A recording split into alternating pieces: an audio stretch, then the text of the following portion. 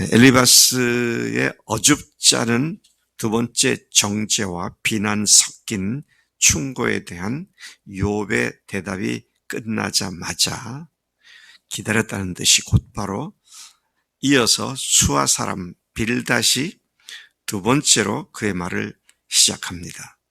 그의 말도 엘리바스와 같이 매우 불쾌한 감정 섞인 어투로 말이 시작되고 있습니다. 점점 격해지는 이들 간의 대화 모습을 보게 되는 것이죠.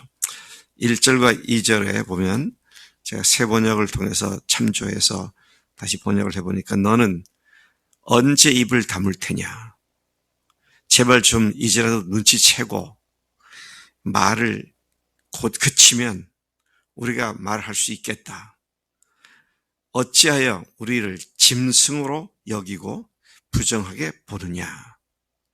그들은 그 욥의 말을 자기들을 짐승같이 또 그들을 부정하게 본다고 느꼈던 것을 그대로 표현하고 있는 것이죠. 울분을 터뜨리며 자기 자신을 찢는 사람아, 네가 그런다고 땅이 버림받겠느냐? 네가 그런다고 바위가 그 자리에서 옮겨지겠느냐? 네가 아무리 용을 쓴들 달라지는 것은 아무것도 없다. 그러면서 그는 다음의 사실들을 쭉 이야기하는데 그 내용을 보면 인간의 생각이나 감정과는 상관없이 작용하고 있는 만고불변의 진리를 말하는 것입니다. 자, 네가 아무리 그래도 만고불변의 진리는 이거다. 한번 다시 들어보라. 그러면서 5절 이하 마지막 21절까지 만고불변의 진리라고 믿는 것, 법칙이라고 믿는 것을 빌닷이 지금 얘기를 하고 있습니다. 5절부터 10절까지 보니까 악인의 빛은 꺼져버리고 그의 불꽃은 빛나지 않는 법이다. 그 집안의 빛은 어두워지고 그 위에 등불은 꺼지는 법이다. 그래서 악인은 오직 어두운 가운데서 헤맬 뿐이다. 아무리 활기차게 걸어도 그 걸음걸이가 피곤해지고 그가 마련한 자기 꾀에 스스로 빠져버리는 법인데 그의 발이 그물에 빠지고 올가미에 걸려들고 그 발 뒤꿈치는 덫에 치이고 그의 몸은 올무에 얽힐 것인데 그 이유가 뭔 줄 아느냐? 사방에 그를 잡을 덫이 땅에 숨겨져 있고 그를 빠뜨릴 함정이 길목에 있기 때문이다. 무섭고 두려운 것이 사방에서 그를 놀라게 하고 그 뒤를 추격하기 때문이다. 지극히 당연한 말을 그에게 다시 일깨워주고 있는 말이죠. 일러주고 있는 말입니다. 자, 그 다음에 이제 그가 계속하는 말입니다. 11절부터 13절까지를 보면 죽음의 공포가 갑자기 그에게 엄습하고 그를 시시각각으로 괴롭히며 잠시도 그를 놓아주지 않을 것이다. 악인이 그처럼 부자였어도 그래서 먹을 것이 풍부했었다 할지라도 이제는 굶주려서 기운이 빠지며 그 주변에 재앙이 늘 도사리고 있다. 자, 이 말씀을 보면 아주 빌닷이 욥을 완전 정죄하고 있는 모습을 봅니다. 경건치 않은 불의한 자, 의롭지 못한 자라고 정죄하고 있는데 그 결과가 뭐냐? 부자였지만 먹을 것이 풍부했었지만 굶주려서 기운이 빠지고 그 주변에 재앙이 늘 도사리고 있고 그것뿐만 아니라 건강에 있어서도 심한 질병에 걸리게 되는 법이다. 누가? 죄인들이. 여기서 죄인들이란 뭡니까? 회개할 줄 모르고 하나님 앞에 교만해져 있는 사람 얘기를 하고 있는 것이죠. 그 말은 틀린 말이 아닙니다. 제가 이 욥을 읽으면서 두 입장에서 계속 생각을 하게 돼요. 새 친구들이 말하는 옳은 말, 이것이 오늘 우리에게도 적용되기 때문에 참 조심해야겠다 어떤 면을 내가 잘못하고 있는 건 없는가? 회개할 줄 모르고 있는 것은 없는가? 이제 그런 면에서 생각을 하나 하게 되고, 그 다음에 그들의 매정한 원리 원칙의 잣대를 들이대서 친구를 정죄하는, 그렇게 비난하는 이러한 상담가라고 할까요? 조언가가 오히려 어제 말씀 보니까 재난을 가져다 주는 조언자들이다. 그렇게 말을 하는 걸 보았는데, 고통을 더 후벼 파서 더 아프게 만드는 그런 잘못을 하지 말아야겠다. 이런 두 가지 측면에서 항상 보고 있는데, 오늘 이 빌닷이 말하는 걸 보면 욥이 당한 걸 그대로 악인은 그런 걸 당하는 거다라고 묘사하면서, 네가 자식들 다 잃고 네가 재산 다 잃고 네 살갗에 구더기가 끼는 이유가 네가 교만하기 때문이야. 이렇게 얘기를 하고 있는 것이죠. 13절에 그 말이 나오죠. 그의 살갗은 성한 곳이 없이 썩어 들어가고 마침내 죽을 병이 그의 팔다리를 파먹을 것이다. 와, 그 빌닷 역시 욥이 당하고 있는 종기로 살갗에 구더기가 생긴 모습을 보며 그렇게 악담을 하고 있는, 악담이라고 말을 해. 맞아요. 그 많은 병들 중에 하필이면 피부병 갖고 얘기를 하겠어요. 이건 바로 네가 그렇기 때문에 지금 이렇게 고통당하는 거야. 이런 단정적으로 단죄하며 하는 말을 우리가 여기서 확인해 볼 수가 있습니다.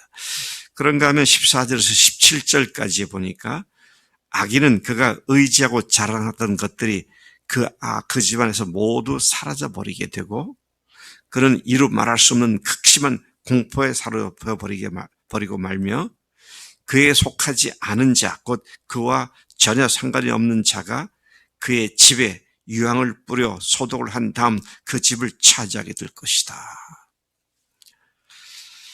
지금 욥이 당하고 있는 그대로 묘사를 하고 있습니다. 너 그래서 그런 거야.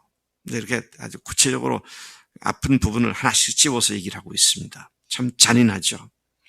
뿐만 아니라 그는 마치 나무가 밑으로는 뿌리가 말라버리고 위로는 가지들이 시들어버리고, 그래서 세상에서 그를 기억하고 기념할 일은 전혀 없을 것이며 길거리에서조차도 그의 이름을 기억한 사람은 아무도 없을 것이다. 그렇게 말을 하고 있는 것을 봅니다.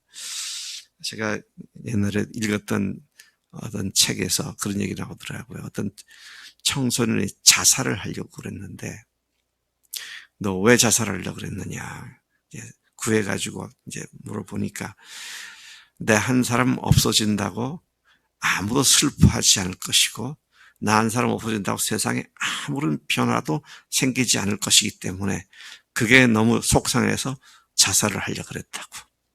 사람은 자기가 왜 사는지, 주변 사람들이 자기 존재를 인정해 주는 것을 삶의 중요한 이유로 생각하고 살아가죠. 그래서 여러분, 종종 우리가 이런 것 때문에 오버 액션을 취할 때가 많습니다. 그냥 가만히 있어도 되는데 거기서 자기를 드러내고자, 자기를 과시하고자 오버하는 그런 경우가 많은데, 그것들은 다 뭡니까? 악인의 모습이다. 이제 그런 얘기를 지금 하고 있는 것이죠. 18절에서 21절까지 제가 오늘 이 말씀을 제가 풀어서 지금 말씀드리고 있는데요. 그 묘사된 것이 시적 표현이기 때문에 잘 이해가 안 돼서 공동 번역이라든지 새 번역이라든지 현대인을 위한 성경이라든지 영어 성경들을 대조해서 지금 제가 정리한 것들인데, 18절 이하에 보면 사람들이 그를 밝은 데서 어두운 곳으로 몰아내고 사람 사는 세계에서 아예 쫓아낼 것이다. 누구를요? 악인을 그렇게 한다. 그의 백성 가운데는 그의 뒤를 잇는 자손이 남아있지 않을 것이다. 그의 집안에는 남아있는 이가 하나도 없을 것이다. 동쪽 사람들이 그의 종말을 듣고 놀라듯이 서쪽 사람들도 그의 말로를 듣고 겁에 질릴 것이다. 악한 자의 집안은 반드시 이런 일을 당하며 하나님을 알지 못하는 자가 사는 곳이 이렇게 되고 말 것이다. 네. 철저하게 원리 원칙을 잣대로 맞춤형 저주를 하고 있는 것 같아요. 지금 그가 당하고 있는 그것을 바로 너 고고 네 죄 때문이야. 네가 회개하지 않기 때문이야. 이렇게 잔인하게 말하죠. 빌닷 역시 엘리바스 못지않게 원칙이라는 잣대를 들이대며 욥의 현 상태를 회개할 줄 모르는 그의 경건치 못한 모습 때문에 온 것임을 맞춤형으로 말하는 잔인함을 보여주고 있는 것이죠. 그의 재산이 없어진 것, 자녀들의 떼죽음, 그의 온몸에 난 질병, 이런 것들을 구체적으로 열거하면서 죄를 깨닫지도 회개치도 않은 결과라고 몰아붙이는 이야기입니다. 우리가 항상 기억해야 합니다. 뭘 기억해야 합니까? 원리 원칙보다 훨씬 더 큰 것이 주님의 사랑이라고요. 그래서 우리가 원리 원칙은 갖다 대면 공식이잖아요. 포뮬라, 공식입니다. 공식 딱 되면은 거기는 유두리가 없어요. 사랑이 있을 곳이 없습니다. 근데 주님은 그것들을 훨씬 뛰어넘는 사랑의 하나님이시다. 이 사실을 생각한다면 주변 사람들, 어려운 사람들을 동정하고 도와주고 공감하고 그것이 앞서야 된다. 이 사실을 다시 한번 배우게 됩니다. 하나님 아버지 감사합니다.